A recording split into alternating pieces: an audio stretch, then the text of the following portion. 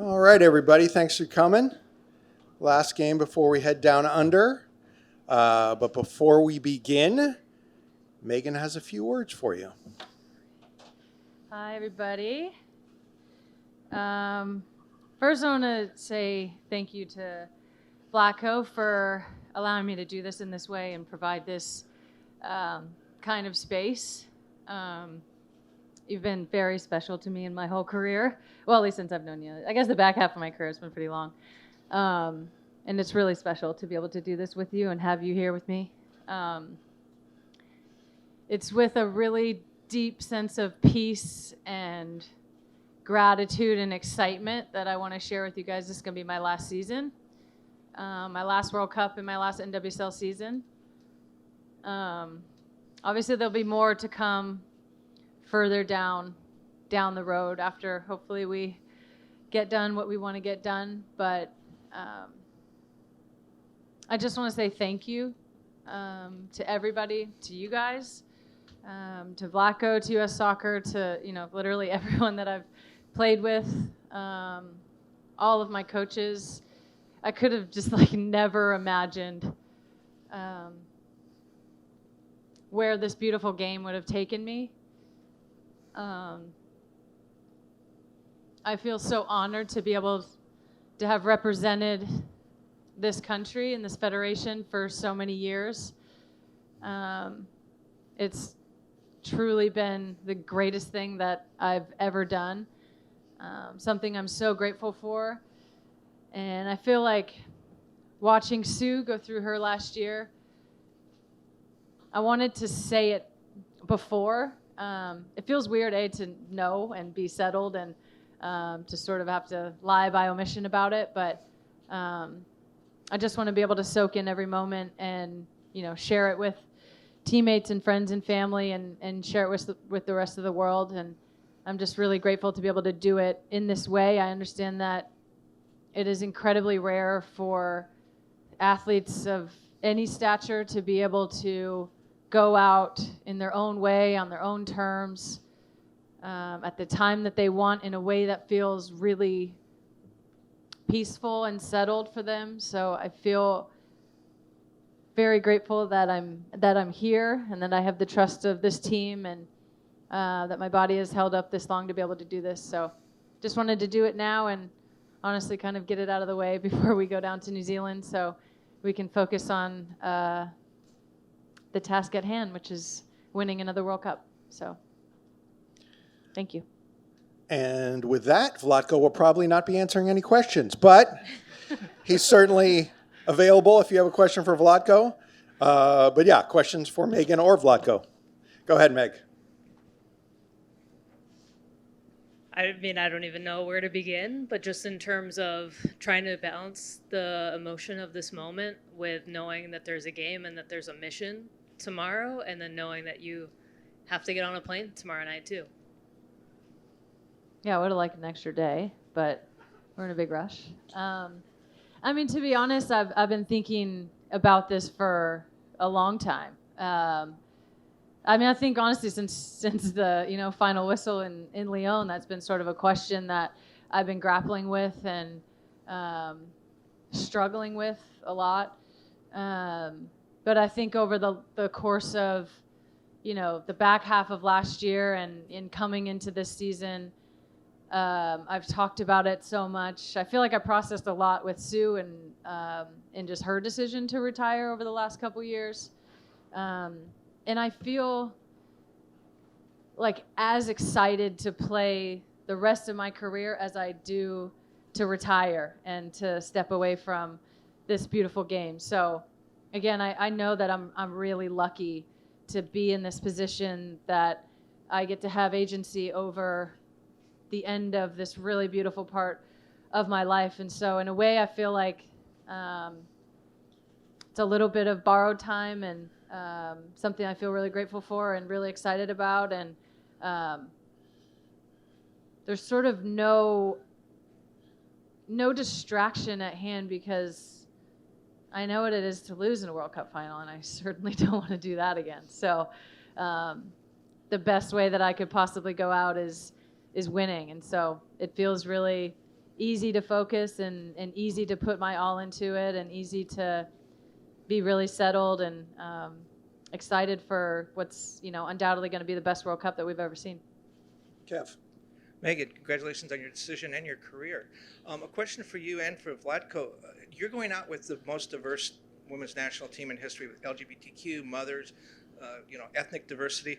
How does it feel to have finally gotten the team there? And then Vlatko, a naturalized citizen coach, that kind of fits into what the whole tapestry of the U.S. is all about. Do you feel this team represents the U.S.? Thank you. Yeah, I really do. I think that it's something that our team takes a ton of pride in, and something that we've been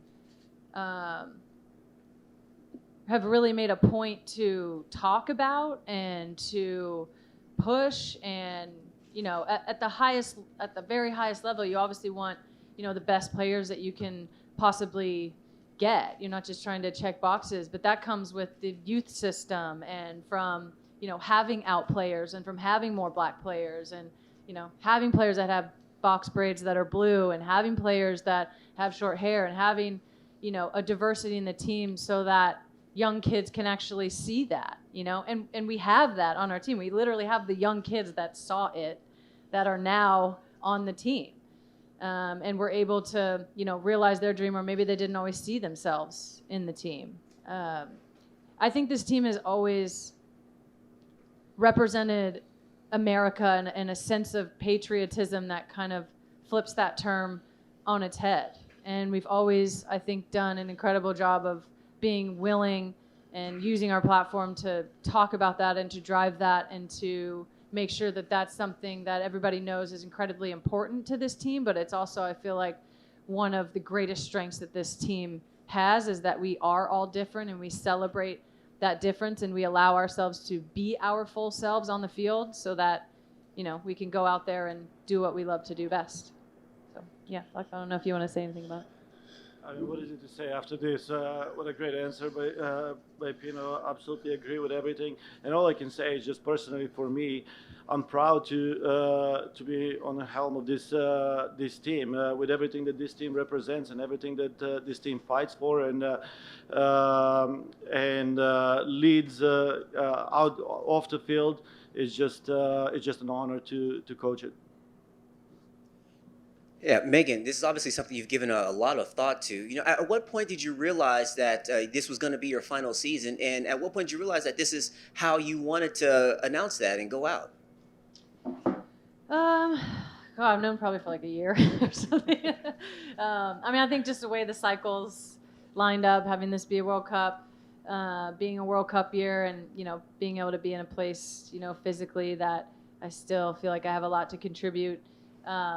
I think kind of at the beginning of this year sort of knew that I wanted to play the end of, through the end of this year, obviously hoping to make the World Cup team and have one last chance at that.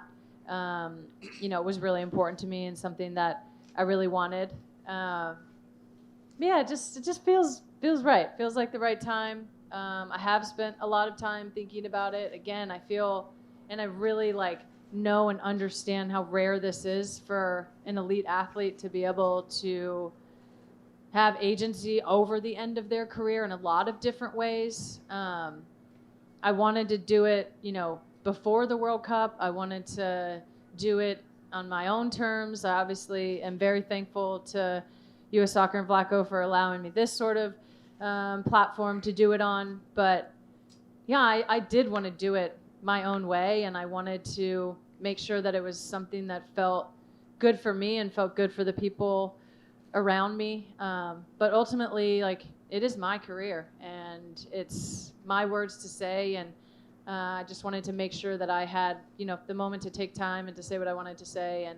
And also, I wanted to do it prior to the World Cup. I think I've been asked 1,000 times, it's obviously I'm not going to be playing the next one. My God, that would be a whole scene. So it felt weird to not say it. I want to go into that last one, knowing that for myself and having that be out there. So that was important to me also. My question is for Vlatko. How would you describe your working relationship with Kate Markgraf, the GM? And in what ways does does her job kind of impact your job in managing the team?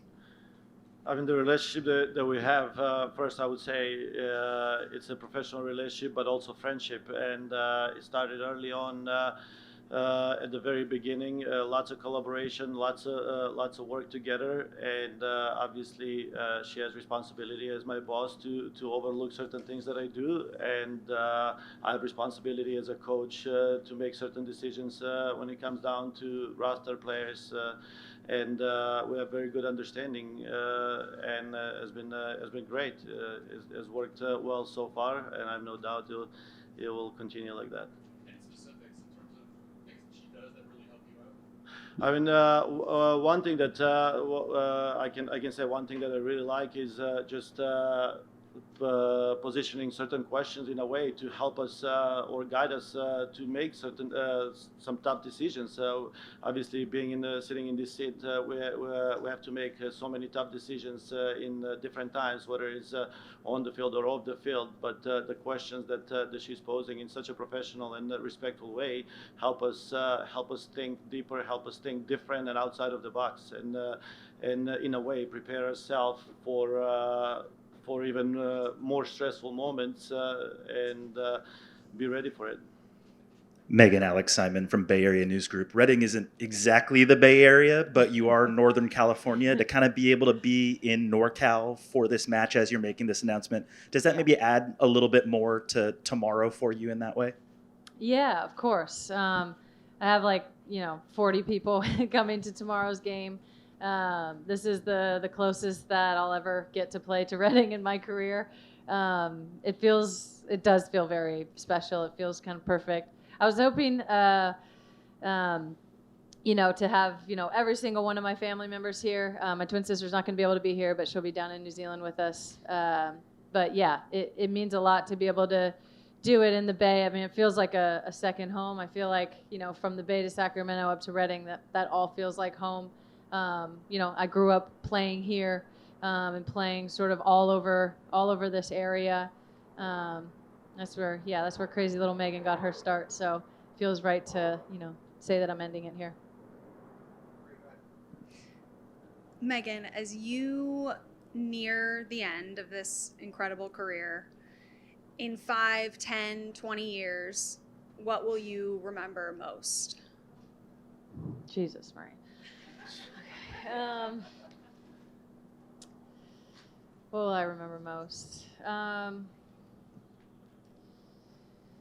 I think just like all the moments that are only team, in the locker room, in the mediation rooms, in the bus, in, the banquet rooms in hotels, the fun moments, the really tough moments, all those little things that nobody gets to see. Like one sticking out now is, Germany 2011 coming back in and there was tarps on the lockers, and just realizing how close you were to that, and obviously getting the chance to, win World Cups after that and needing those tarps desperately to cover up all the stuff in the lockers.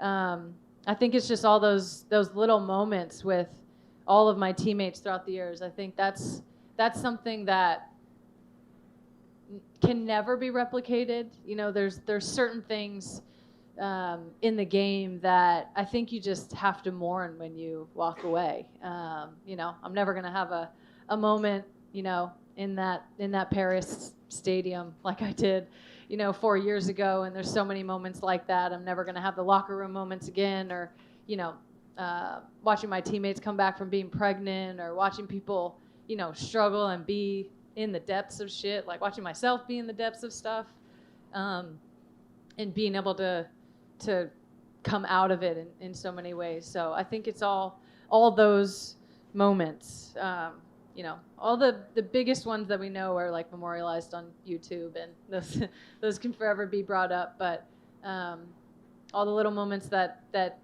we're not able to share with everyone, I think is the most special for all of us. Last couple, go ahead. Hi, Megan. Jackie here with Women Kickballs. Just talking about those memories and those moments that you have, obviously, in your career from the USA, and then, of course, international players that you've played with or against. What are just some of the lessons that you've learned from them, some of those players, when you think about just the lessons that you're taking away from your career? one of the biggest lessons I learned very early on from Christine Lilly was it's hard for everybody. I think we were running, and obviously everyone knows Lil. She could run for days. She probably still outrun all of us to this day. I'm sure I was like, not doing very well and, complaining about how hard it was and how easy it looked for her. And she just looked me dead in my face and was like, it's hard for everyone. That's what I think. Like, it's everybody struggles in different ways. We're not all gonna struggle the same, on the field, off the field, emotionally, mentally, physically, gone through injuries, tough losses, dips in form, the heights of form and feeling amazing. So I think that right there is like everybody's going through something, and always showing up and giving everything that you have. And I think demanding that of your teammates as well, knowing that you're not always going to get the best, but just that like all of us are in this together. So I think that's one of the biggest lessons. I think the other thing that I learned very, very early on is if there's 1 second on the clock, that's enough time. I've been a part of so many just incredible teams, incredible comebacks or incredible moments, that like never say die attitude. There's a few in the room here that know what those inter-squad scrimmages were like all those years ago.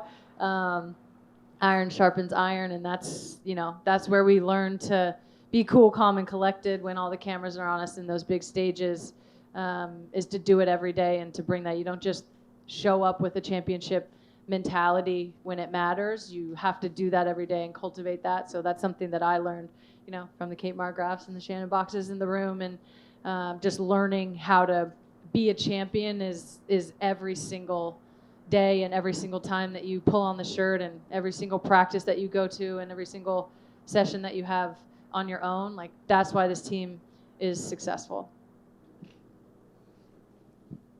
Hi, Megan.